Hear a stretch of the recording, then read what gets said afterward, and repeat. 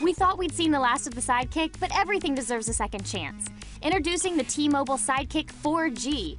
It's still got the trusty keyboard, but now that it's powered by Android with a 3.5-inch touchscreen, thousands of apps are at your fingertips. And of course, keeping up with your friends is easier than ever, with real-time updates and a front-facing camera, all for $30 with a contract. The Sidekick is back, y'all! Show is. It feels a lot slimmer than we remember. The screen pops up to reveal everyone's favorite keyboard. So is the keyboard just as good as we remember? Yeah, it is actually. The keys are widely spaced. I would love it, thank you. They have a nice click to them, which is great. Plenty of distance between them, and because there is so much space, they were able to include the number row at the top, and it has a lot of symbols. There's even dedicated buttons for emoticons or like a microphone icon for voice search and stuff. Cool. Yeah, it's one of the best keyboards we've used, so kudos, Sidekick. Now, they got rid of the old Sidekick user interface and replaced it with Android and a touch screen. That's got to be an improvement, Yeah, right? it's nice to touch the screen and have it actually do something. Yeah. The screen is just as responsive as other Android phones, which means there might be a bit of lag for you iDevice users or you Windows phone. No one uses a Windows phone. But the point is, there might be a little bit of lag there. Samsung added new widgets and themes, and they're unique to the Sidekick, and they add a bit of personality to the device. Which is nice. The only strange thing about the interface, I would say, is the location of the home button. Yeah, the home button is at the top right, which isn't like that on any other phone.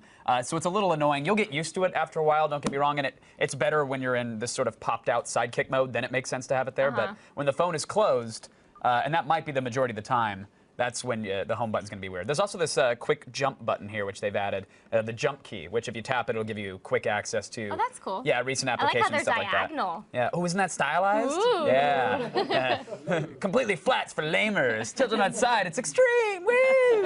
It is. Is it just as fast as iPhone and the Evo?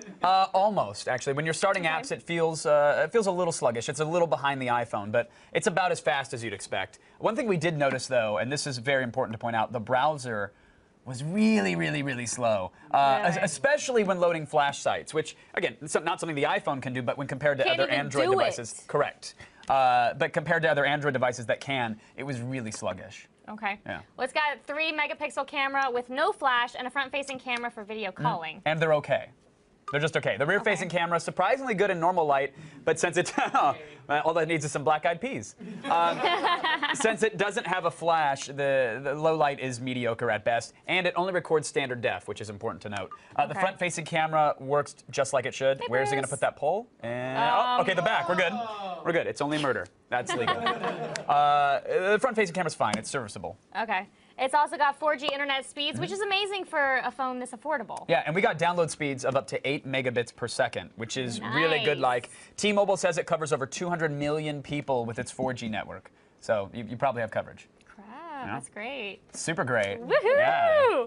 On Amazon Wireless, it's only $30 with a contract. That's Cut to a montage of you hanging outside of a limo. Yeah. Woo!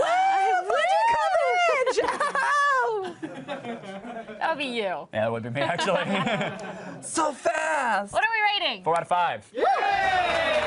It's got a few minor issues here and there, but you can't beat a 4G phone with a great keyboard for 30 bones.